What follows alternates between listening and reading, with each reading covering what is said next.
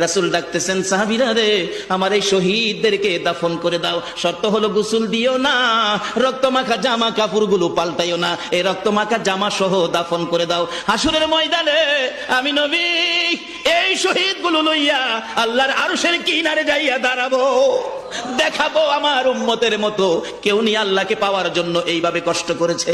এবার দাফনের কাজ শুরু হলে কিতাব লেখে 69 জনের দাফন শেষ। 70-এর মাথায় আসওয়াদ দূরে পড়ে আছে। আমার নবী 2 কদম সামনে গিয়ে দেখে আসওয়াদ নতুন তরবারি হাতে চিত হয়ে পড়ে আছে, শহীদ হয়ে গেছে। আমার নবী ডাকে, রে আসওয়াদ, মদিনার হুর বিয়ে করতে পাঠাইছিলাম, মদিনার হুর বিয়ে করলি না, যুদ্ধের ময়দানে জীবন দিয়ে বিদায় হলে।